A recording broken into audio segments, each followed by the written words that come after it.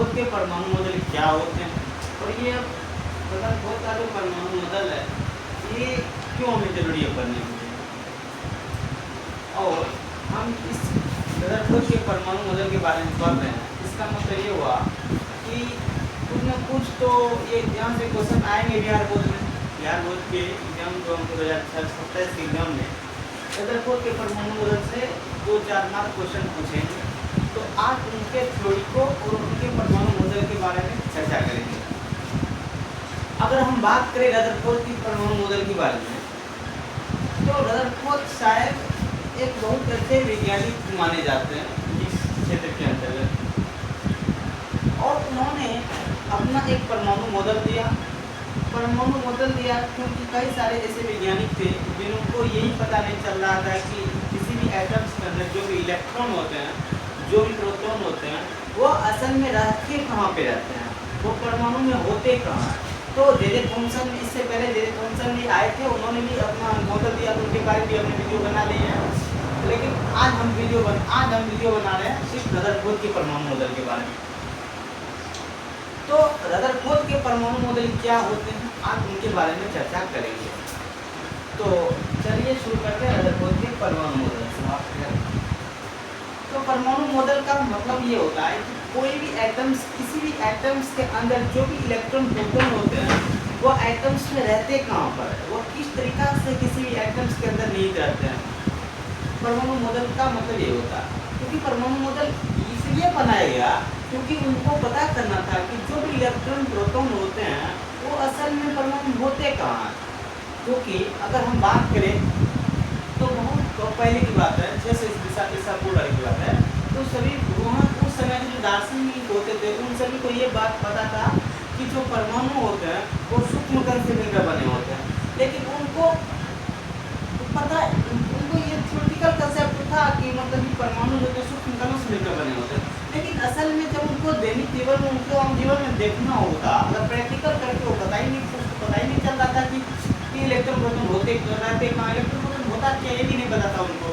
सिर्फ इतना तो पता था कि पदार्थ के सबसे सूक्ष्म कण परमाणु होते हैं। इतना चीज उस समय के वैज्ञानिकों को पता था, उस समय दार्शनिकों को पता था। तो उस समय के जो भी दार्शनिक थे उन सभी ने ये नहीं बता पाया कि परमाणु के अंदर इलेक्ट्रॉन प्रोटॉन ये होते हैं। उन्होंने सिर्फ इतना कहा कि जो पदार्थ के सबसे सूक्ष्म कण होते हैं परमाणु, जैसे कणाद की बात करें तो कणाद एक वैज्ञानिक थे, दार्शनिक थे, क्योंकि अभी अपना से वैज्ञानिक बोलते थे, लेकिन उसमें वैज्ञानिक को दार्शनिक ही बोले जाते थे। तो उस समय की अगर बात करें तो जो कणाद थे उन्होंने कहा कि पदार्थ के सबसे सूक्ष्म कण परमाणु होता है, लेकिन वो असल प्रैक्टिकल प्रूफ नहीं दे पाया। क्योंकि कैसे दे पाता, क्योंकि उतना चीज की खोज ही नहीं हुआ था, जैसे माइक्रोस्कोप, सूक्ष्मदर्शी सबका खोज ही नहीं हुआ था। किसी चीज को जूम करके देखें तो कितना बड़ा होता है, कितना छोटा होता है, तो जूम करके पता ही देख ही नहीं पाते। मतलब उस समय ये सब इतना डेवलपमेंट हुआ ही नहीं था, इतना चीज का खोज हुआ ही नहीं था कि वो पता कर पाते कि किसी भी पदार्थ के अंदर, किसी परमाणु के अंदर ऐसे कण होते हैं, उतना चीज नहीं पता था। लेकिन उस कुछ समय बाद आए जैसे थॉमसन, जॉन बोल्टन, ये सभी अपना बोल दिए। लेकिन सिर्फ आज अपना सभी को चर्चा करना सिर्फ रदरफोर्ड के परमाणु मॉडल के बारे में, क्योंकि हमको जरूरी है सिर्फ आज रदरफोर्ड के परमाणु मॉडल के बारे में, क्योंकि हमने जैसे थॉमसन के परमाणु मॉडल के बारे में वीडियो बना चुके हैं। लेकिन आज हम चर्चा करेंगे मुख्य मुद्दा रदरफोर्ड के परमाणु के बारे में।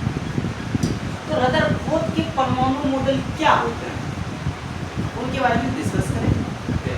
देखिए रदरफोर्ड साहब को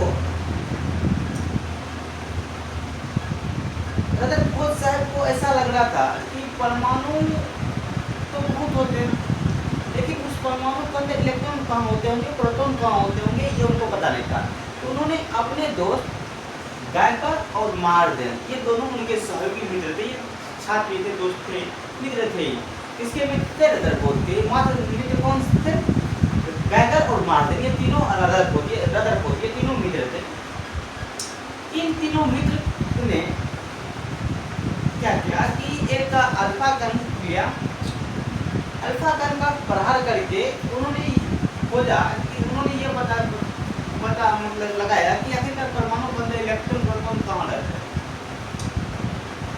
तो उन्होंने क्या किया, रदरफोर्ड सर ने क्या किया कि उन्होंने पहले रेडियो एक्टिव तत्व लिया। रेडियो एक्टिव तत्व ऐसे तत्व जो अपने अंदर से रेडिएशन निकालते हैं उसको हम क्या बोलते हैं, रेडियो एक्टिव तत्व बोलते हैं। उन्होंने एक रेडियो एक्टिव तत्व किया। रेडियो एक्टिव तत्व क्या होते हैं, उन तत्व को रेडियो एक्टिव तत्व कहा जाता है जिनका नाभिक अस्थायी होता है, मतलब कि वो अपने अंदर से एनर्जी का उत्सर्जन करते रहता है। अपने अंदर से मतलब कि अपने उसके अंदर जो नाभिक है वो टूटते रहता है, उसके अंदर जो न्यूट्रॉन है वो एक्सचेंज होते रहता है। उसको कहते हैं रेडियो एक्टिव तत्व, या मतलब ऐसा तत्व जो अपने रेडिएशन निकालता हो और उनका नाभिक अस्थायी हो, उसका नाभिक टूटता रहता है, उसको बोलते हैं रेडियो एक्टिव तत्व। तो रेडियो एक्टिव तत्व का खोज सबसे पहले क्या था, हेनरी बेकेरेल। हेनरी बेकेरेल खोज नहीं किया था, उन्होंने इसे कितना कहा,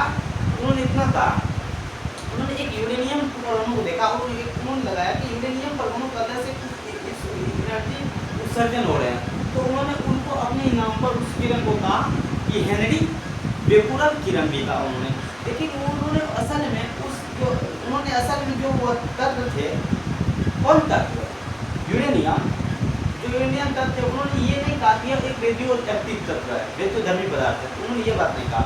लेकिन ये बात कहा किसने, मेडम क्यूरी और मेरी क्यूरी, ये दोनों पति पत्नी थे और दोनों ही ने मिलकर रेडियम और पोलिनियम जैसे रेडियो एक्टिव तत्व का खोज किया और ये बताए कि ये तत्व अपने अंदर से एनर्जी का उत्सर्जन कर रहे हैं, मतलब कि इनका जो नाभिक और टूटता रहता है उसके अंदर से क्या निकलता है, रेडिएशन निकलता है।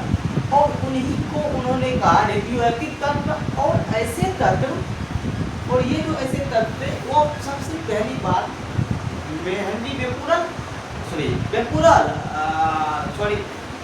मेडम क्यूरी और मेरी क्यूरी द्वारा खोजा गया मानव निर्मित रेडियो एक्टिव तत्व कौन, रेडियम और पोलिनियम। तो इन्हीं को इसको जो मेरी क्यूरी थे और मेडम क्यूरी थे, इन दोनों को मिला नोबेल पुरस्कार इनके खोज करने के कारण, समझ गए। तो बहुत चीज़ ये डिस्कस कर लिया, हमको सिर्फ चर्चा करने से रदरफोर्ड के परमाणु लगना। और ये बात रदरफोर्ड साहब ने क्या किया, एक रेडियो एक्टिव तत्व लिया और रेडियो एक्टिव तत्व लिया और अल्फा कण लिया। अल्फा कण क्या होता है, अल्फा कण रेडियो एक्टिव तत्व के नाभिक से निकलते हैं। क्यों निकलते हैं, क्योंकि उनके जो नाभिक है वो अस्थायी होते हैं, इसलिए उस नाभिक से ऊपर अल्फा कण निकलते हैं।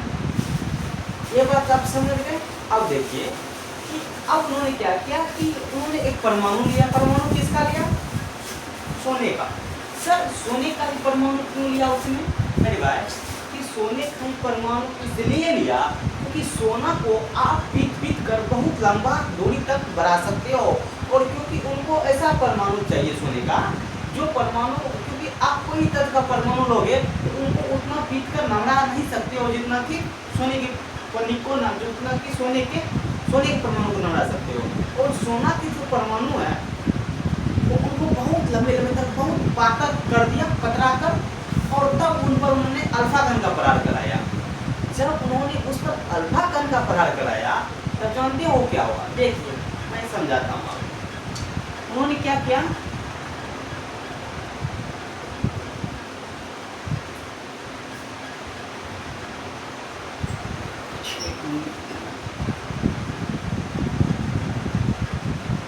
उन्होंने एक सोने की पन्नी लिया, उन्होंने एक सोने की पन्नी लिया और उस पर इन्होंने एक रेडियो एक्टिव तत्व लिया। क्या है, रेडियो एक्टिव तत्व। ये क्या है, रेडियो एक्टिव तत्व है मेरे पास।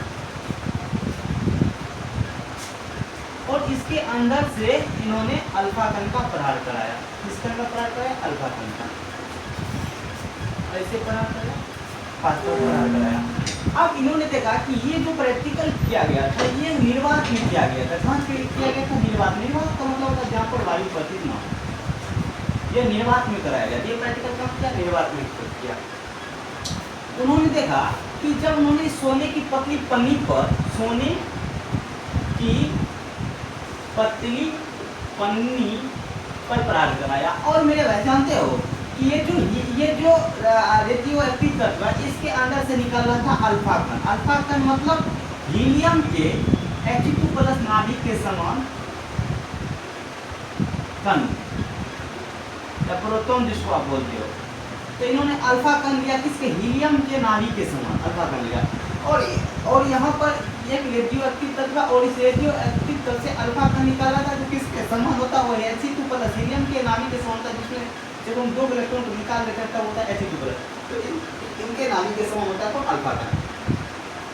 जब मेरे भाई कि इन्होंने इस अल्फा कण से इस सोने की पतली परत पर पन्नी पर अल्फा कण का पराग कराया, तो जानते हो क्या हुआ कि अधिकांश किरण आर पार हो गए। अधिकांश किरण क्या हो गए, आर पार हो गए। मेरे भाई जब उन्होंने 10,000 10 लाख बहुत 10 लाख किरण अल्फा कण का पराग किया, तो उन्होंने देखा कि अधिकांश जो किरण तो वो आर पार हो गए, मतलब कि इस सोने की पतली पन्नी से पार हो गए। और जब जानते हो मेरे भाई कि जैसे ही कुछ किरण इस धीरे धीरे इधर नजदीक आया, तो ये कुछ अपने कोण पर विक्षेपित हो गया, कुछ एंगल पर विक्षेपित हो गया। और ये भी किरण जैसे यहाँ पर आया, जैसे थोड़ा थोड़ा तो इधर आप ऊपर आता गया, तो ये किरण अपने आप में विक्षेपित होगा, अपने पास विक्षेपित हो गए। जानते हो ऐसा क्यों हुआ? और ये किरण अधिकांश सीधे ही क्यों चले गए? क्योंकि मेरे भाई इसलिए ये किरण अधिकांश चले गए क्योंकि इसके अंदर जो परमाणु था, परमाणु का जो शेष भाग था वह खोखला होता। उसका मतलब ये हुआ कि जैसे ही अल्फा कण का पराग करा इस सोने की पतली पन्नी पर, जो अल्फा कण था वो अधिकांश किरण आर पार हो गए। इसका मतलब कि जो परमाणु होते हैं उनका अधिकांश भाग खोखला या खाली होता है। और जैसे ही मेरे पास हमने जिससे जैसे अल्फा कण धीरे धीरे नीचे आते गया, परमाणु के बीच जो सेंटर होता है, ये जो सेंटर होता है, इस सेंटर के जैसे ही आसपास आया, जैसे ही धीरे धीरे नीचे आने लगा, तो ये अधिकांश किरण विक्षेपित होने लगा। जानते हो ऐसा क्यों हुआ? क्योंकि यहाँ पे था, क्योंकि ये जो अधिकांश किरण था यहाँ पर क्या था, ये जो रेडिएशन निकल रहा है, ये जो निकल रहा है ये अल्फा He2+ है, मतलब कि ये प्रोटॉन है एक प्रकार का। पॉजिटिव चार्ज क्या है, पॉजिटिव चार्ज। जैसे ये पॉजिटिव चार्ज जा रहा है मेरे भाई, जा रहा है, ये पॉजिटिव चार्ज अपनी पर से थोड़े एंगल पर विक्षेपित हो गए। जानते हो ऐसा क्यों हुआ? यहाँ पर इसलिए ऐसा हुआ क्योंकि परमाणु का अधिकांश भाग क्या होता है, खोखला होता। क्या होता है, खोखला होता। और हम जानते हैं कि किसी भी परमाणु के अंदर इलेक्ट्रॉन वृत्ताकार पथ पर चक्कर लगाते हैं। ये बात जानते हैं कि इलेक्ट्रॉन वृत्ताकार पथ पर चक्कर लगाते हैं। मान लेते हैं कि यहाँ पे ये वृत्ताकार पथ है, मान लेते हैं यहाँ पर क्या था, इलेक्ट्रॉन था। क्या था, यहाँ पर इलेक्ट्रॉन था। तो ये यहाँ पे इलेक्ट्रॉन था और ये जो पॉजिटिव चार्ज था, जैसे ही पॉजिटिव चार्ज के पास आया तो इनको रिपेल कर दिया। जैसे कि आप पॉजिटिव चार्ज जो जानते हो क्या होता है, रिपल्सन होता है। पॉजिटिव नेगेटिव के पास क्या होता है, आकर्षण होता है। जैसे ये पॉजिटिव चार्ज जैसे ही नजदीक गया, जैसे इस परमाणु के केंद्र के नजदीक आया, तो वो जो पॉजिटिव ये जो केंद्र था, परमाणु का केंद्र, इन किरणों को, इन अल्फा किरणों को क्या किया, अपने कुछ एंगल पर विक्षेपित कर दिया। क्या विक्षेपित कर दिया, मतलब अपने जो रास्ते पर आते उस रास्ते को अलग करके दूसरा रास्ता में भेज दिया। और वहाँ पे इलेक्ट्रॉन था, बाद में तो इलेक्ट्रॉन और हो जाते, क्योंकि आप जानते हैं इलेक्ट्रॉन बोल का क्या होता है, आकर्षण होता है। जैसे इलेक्ट्रॉन था और प्रोटॉन इलेक्ट्रॉन के पास जाना शुरू कर दिया। क्या, कौन सा किरण, तो अल्फा कण या अल्फा किरण। और जैसे ही कुछ किरण मेरे भाई इस नाभिक के पास गया, जैसे एक या दो किरण जैसे ही नाभिक के पास गया, तो ये नाभिक क्या क्या जानते हो, इनको रिपेल कर दिया।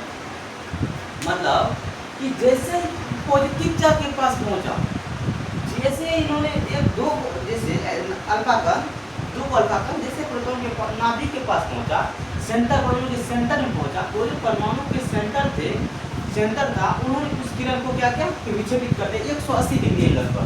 जैसे आया वैसे भेज दिया, जैसे आया उसी एंगल पर इसको वापस भेज दिया। क्यों इसलिए भेज दिया, क्योंकि परमाणु, इसका मतलब इससे साबित होता है कि जो परमाणु होता है उनके अंदर क्या होता है, धनात्मक आवेश, क्योंकि धनात्मक आवेश के कारण ही प्रतिकर्षण होता है। इसका मतलब ये धनात्मक आवेश था, और ये धनात्मक आवेश इतना ज़्यादा था कि उनको मतलब कि अपने पथ से विचलित करके अपने पथ से हटा दिया।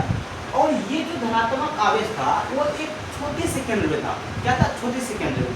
क्यों छोटे से केंद्र में था, क्योंकि इसका इसलिए छोटे से केंद्र में था क्योंकि जब आप अल्फा कण के पराग करा दे तो देखिए कि अधिकांश किरण आर पार हो रहा था। इसका मतलब ये हुआ, अगर ये दूर में रहता, अगर मान लेते अगर इसका नाभिक, अगर ये प्रोटॉन, अगर ये जो आवेश है नाभिक पर जो पॉजिटिव आवेश अगर थोड़ा और बड़ा में रहता, तो वो दूर में रहता, इसका मतलब जो अधिकांश किरण आर पार हो रही है वो विक्षेपित होता, क्योंकि ये तो भी अब पॉजिटिव चार्ज है। अगर और ये ज़्यादा छेके रहते पॉजिटिव चार्ज स्थान, तो ये पॉजिटिव चार्ज बहुत ज़्यादा होता और अधिकांश किरण जो विक्षेपित हो रहे थे वो भी रिपेल कर जाता, और ये भी किरण इधर रिपेल कर जाता, और ज़्यादा प्रतिकर्षण होता। मतलब ऐसा हुआ नहीं, अधिकांश किरण आर पार हो गया। इसका मतलब ये हुआ कि वो जो नाभिक था वो नाभिक बहुत छोटा होगा, उस परमाणु का जो नाभिक था वो छोटा हुआ होगा, और उसके अंदर जो प्रोटॉन थे वो उस परमाणु के उस नाभिक के अंदर समावित मतलब कि निवेश करते होंगे, यानी वहीं पे रहते होंगे उस नाभिक के अंदर छोटे से भाग में। प्रोटॉन कहाँ रहते होंगे उस छोटे से भाग में, इसलिए इलेक्ट्रॉन बहुत ज़्यादा मात्रा में आर पार हो गए परमाणु को होते हुए। लेकिन कुछ किरण जैसे ही उस नाभिक के पास पहुंचा तो नाभिक बहुत छोट जगह पे था और प्रोटॉन उसमें बहुत ज़्यादा था, बहुत ज़्यादा प्रोटॉन इधर से एक आकार दो अल्फा किरण गया, तो क्या किया, बहुत ज़्यादा प्रोटॉन रहने का उसको क्या कर दिया, रिपेल कर दिया। इसका मतलब क्या साबित हुआ था कि परमाणु के अंदर छोटे से भाग में नाभिक में प्रोटॉन निहित होते हैं, जैसे उस नाभिक होते हुए किरण जाता है तो वो रिपेल कर देते। ये बात आप समझ गए होंगे। और उससे पहले हम बताते हैं कि जैसे कि कुछ किरण मतलब जैसे आर पार हुआ, जैसे ये जो विक्षेपित हुआ था किरण, इसलिए आप इसको हमने कहा कि इसलिए हुआ क्योंकि परमाणु के केंद्र में क्या था, पॉजिटिव चार्ज था। पॉजिटिव चार्ज रहने का कारण ये रिपेल हो गया। अगर बहुत ज़्यादा पॉजिटिव चार्ज रहता तो अधिकांश किरण जो गुजर रहे थे वो भी आर पार नहीं होता, वो भी किरण विक्षेपित हो जाता है। इतना आप समझ गए। इसका मतलब आप देखिए इसका इस रदरफोर्ड के बारे में देखिए, लिख दें कि क्या समझिएगा। अब देखिए रदरफोर्ड का एक्सपेरिमेंट क्या था, देखिए इसका परिणाम क्या हुआ, परिणाम के बारे में हम डिस्कस करेंगे, और इनका परीक्षण के बारे में, ऑब्जर्वेशन के बारे में डिस्कस करेंगे। परीक्षण ऑब्जर्वेशन के बारे में बात करेंगे। तो पहला ऑब्जर्वेशन क्या था कि अधिकांश किरण क्या हुआ, सीधे निकल गए। अधिकांश किरण परमाणु में अधिकांश किरण सीधे निकल गए। परमाणु में अधिकांश किरण सीधे निकल गए। परमाणु में अधिकांश किरण क्या हो गए, सीधे निकल गए। इसका मतलब समझ रहे हो, अब समझ रहे हो कि परमाणु में अधिकांश किरण क्यों सीधे निकल गया, क्योंकि परमाणु के अंदर परमाणु का शेष भाग खोखला होता है, इसका वो किरण आर पार निकल गया। क्या होता है, परमाणु का शेष भाग, परमाणु खोखला होता है, ये बात आप लिख सकते हो। या परमाणु खोखला होता है, परमाणु का अधिकतम भाग खाली होता है, या ये भी लिख सकते हो परमाणु का अधिकतम भाग खाली होता है। दूसरा चीज कि अब जैसे ही कुछ किरण गए तो ये कुछ अल्फा कण अपने कोण से क्या हो गए, विचलित हो गए। कुछ अल्फा कण अपने केंद्र से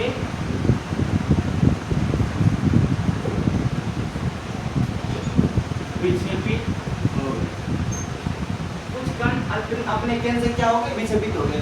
क्यों हो गए, इसलिए हो गए क्योंकि परमाणु के केंद्र में कौन था, धनात्मक आवेश रहने का कुछ किरण क्या हुए, अपने पद से विक्षेपित हो गए, क्योंकि धनात्मक आवेश भी जा रहा था इधर से, क्योंकि हीलियम के नाभिक के समान अल्फा कण था, अल्फा कण कैसा था, धनात्मक आवेश था, और नाभिक में मतलब क्या रहा होगा, धनात्मक आवेश होगा, जिसके कारण उसको अपने पद से विक्षेपित कर दिए। मतलब कुछ कण जैसे 8 से 10 तक विक्षेपित हो गए। इसका मतलब ये हुआ कि परमाणु के नाभिक में, परमाणु के केंद्र पर क्या रहा होगा, परमाणु धनात्मक आवेश रहा होगा। परमाणु के केंद्र पर धनात्मक आवेश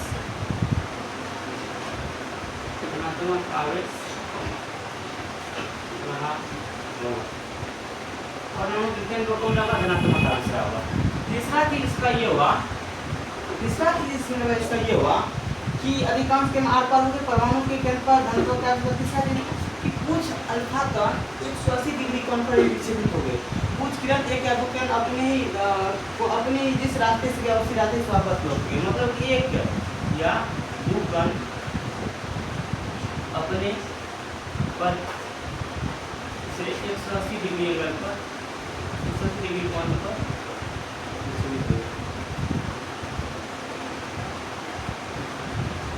इसका मतलब ये हुआ कि जो परमाणु था उनके अंदर जो नाभिक था, वो नाभिक में जो भी पॉजिटिव चार्ज था वो बहुत सूक्ष्म स्थान पर हुआ होगा, बहुत सूक्ष्म स्थान पर हुआ होगा। मतलब परमाणु का धनात्मक आवेश जो था वो अत्यंत सूक्ष्म स्थान पर रहा होगा। परमाणु का आवेश अत्यंत सूक्ष्म स्थान पर रहा होगा। समझ गए? अब हम इतना चीज के बारे में डिस्कस किए कि क्या था रदरफोर्ड का परमाणु मॉडल, रदरफोर्ड का परमाणु मॉडल था। और देखा इतना चीज समझे, हम इनका दोष किया था। पहला दोष इनका था कि इन्होंने परमाणु के बारे में बोला कि उन्होंने कहा कि जब भी कोई परमाणु के अंदर इलेक्ट्रॉन गति करते हैं, अगर लगा जब भी परमाणु के अंदर कोई इलेक्ट्रॉन नाभिक के चार्ज पर गति करते हैं तो वो ऊर्जा का उत्सर्जन करता है, वो ऊर्जा का उत्सर्जन करता है। इसका मतलब ये हुआ, जैसे ये मेरे परमाणु है, यहाँ पे इलेक्ट्रॉन गति कर रहा है, ये गति कर रहा है, ये इलेक्ट्रॉन गति कर रहा है, और जैसे ये गति कर रहा है इनका वेग बदल रहा है। क्या हुआ है? वेग बदल रहा है। ये मतलब वेग अगर बदल रहा है, मतलब वेग अगर बोलते हैं वेग बदल रहा है, मतलब ये त्वरित है, इलेक्ट्रॉन त्वरित गति से गति कर रहा है, त्वरित गति से इलेक्ट्रॉन त्वरित गति में। और आप बात कर रहे थे मैक्स प्लैंक के सिद्धांत के अनुसार, अगर हम बात करें मैक्स प्लैंक के सिद्धांत के अनुसार, तो मैक्स प्लैंक का कहना था कि जब भी कोई इलेक्ट्रॉन किसी परमाणु के नाभिक की तरफ गति करता है, अगर वह लगातार घूम रहा है तो वो एनर्जी का हानि करेगा। कौन का क्या वो किसने कहा? मैक्स प्लैंक ने कहा कि जब भी कोई परमाणु के अंदर इलेक्ट्रॉन वृत्ताकार पर नाभिक के चारों वृत्ताकार पर चक्कर लगाता है तो वह लगातार एनर्जी का उत्सर्जन करता है। और इन्होंने कहा कि जो परमाणु है उनके अंदर जो इलेक्ट्रॉन है वो नाभिक के चारों घूमता है। इसका मतलब कि अगर वो घूम रहा है, इसका मतलब वो लगातार एनर्जी उत्सर्जित करेगा, और उत्सर्जित करेगा तो उसका गति कैसा होगा? त्वरित गति, क्योंकि लगातार इसका वेग बदल रहा है। वेग यहाँ से यहाँ तक वेग एक समान था, यहाँ वेग बदला, यहाँ वेग होता है, यहाँ वेग होता है, मतलब वेग बदल रहा है, त्वरित गति कर रहा है। इतना आप बात समझ गए। और मैक्स प्लैंक का कहना क्या था कि जब भी कोई इलेक्ट्रॉन परमाणु के अंदर परमाणु के नाभिक के चारों ओर इलेक्ट्रॉन गति कर रहा है तो लगातार ऊर्जा उत्सर्जित कर रहा है, लगातार ऊर्जा का हानि कर रहा है। अगर लगातार ऊर्जा हानि कर रहा है, और अगर फोर्थ का कहना था कि इलेक्ट्रॉन नाभिक के चारों चक्कर लगा रहा है, मतलब कि अगर तब ऐसा समय आ सकता है कि जब इलेक्ट्रॉन लगाते इतना एनर्जी पूरा हानि कर ले, एनर्जी का लॉस आ जाए, तो परमाणु आकर गिर जाएगा। अगर वो परमाणु में आकर गिर जाएगा तो परमाणु ब्लास्ट हो जाएगा, परमाणु नष्ट हो जाएगा। अगर तुम सोचिए कल मार्कर है, और मार्कर किससे मिलकर बना है? परमाणु से मिलकर बना है। तुम सोचो इस परमाणु के मार्कर, इसके परमाणु के अंदर जो इलेक्ट्रॉन रहा होगा वो लगातार गति कर रहा होगा नाभिक के चारों ओर, तो अगर वो इलेक्ट्रॉन धीरे धीरे एनर्जी लॉस होकर उस नाभिक में मिलता होगा तो नष्ट हो रहा होगा। तो नष्ट हुआ होगा इसका कलम तो नष्ट हो जाना चाहिए, मार्कर का खत्म हो जाना चाहिए, लेकिन मार्कर खत्म नहीं हुआ। इसका मतलब वो गलत था रदरफोर्ड। इसका मतलब कि वो गलत साबित हुआ कि परमाणु, इसका मतलब हुआ गलत साबित हुआ कि परमाणु क्या होता है? परमाणु के अंदर जो इलेक्ट्रॉन होते हैं वो लगातार चक्कर लगाते हैं, लगातार चक्कर नहीं लगाते हैं, रुक कर चक्कर, ये आगे बढ़ना रुक के इलेक्ट्रॉन चक्कर लगते हैं। अगर लगातार चक्कर लगाता तो एनर्जी का लॉस करता, तो एनर्जी का लॉस करता तो परमाणु तो नष्ट हो जाता। समझ गए? क्योंकि एनर्जी नष्ट ही खत्म, अगर एनर्जी खत्म हो जाता तो इलेक्ट्रॉन का नाभिक टूट जाएगा, अगर नाभिक टूटेगा तो नाभिक की बम ब्लास्ट हो जाएगा, अगर नाभिक बम ब्लास्ट हो तो परमाणु बम ब्लास्ट हो जाएगा। ऐसा होता है, लेकिन असल में ऐसा होता नहीं है। क्यों नहीं होता? क्योंकि हम जानते हैं कि परमाणु क्या होता है? अस्थायी होता है, परमाणु अस्थायी होता है, और उनके अनुसार तब तो परमाणु अस्थायी हो जाना चाहिए था। ये परमाणु असल में अस्थायी होता है, लेकिन रदरफोर्ड के अनुसार क्या था? अस्थायी। इसका दोष क्या था? उन्होंने कहा कि परमाणु के अनुसार दोष था अस्थायी। उन्होंने परमाणु को, इसका मतलब क्या था? अस्थायी होता है, पहला दोष। दूसरा कि उन्होंने क्या कहा? उन्होंने कहा कि जब उन्होंने एक काम किया कि उन्होंने कहा कि उनके सोचिए, आप ही ये बात सोचिए कि उन्होंने कहा कि जब इलेक्ट्रॉन नाभिक के चारों चक्कर नाभिक के चारों चक्कर लगाते हैं, परमाणु के चारों चक्कर परमाणु कहते हैं, नाभिक उनके चारों चक्कर लगाते हैं।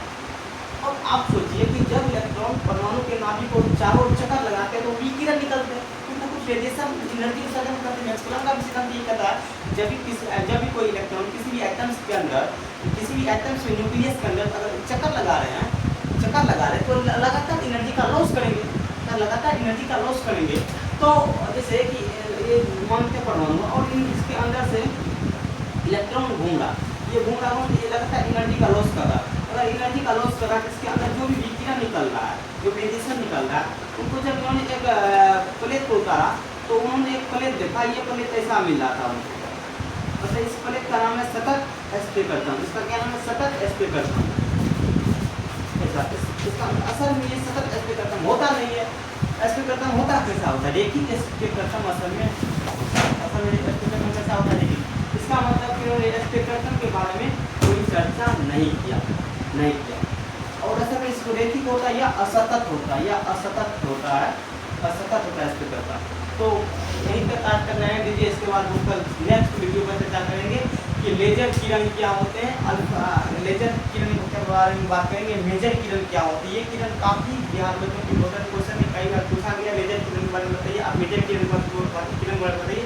एक्सरे किरण क्या होता है, इनके बारे में चर्चा करेंगे। लेकिन इन सभी से पहले हम बोहर परमाणु मॉडल के बारे में चर्चा करेंगे, क्योंकि बोहर मॉडल परमाणु के अंदर इन सभी कंसेप्ट को दूर किया और इन जो भी इसके दोष थे अस्थायी इसके को दूर किया था। बोहर परमाणु मॉडल उसके बारे में बात करेंगे।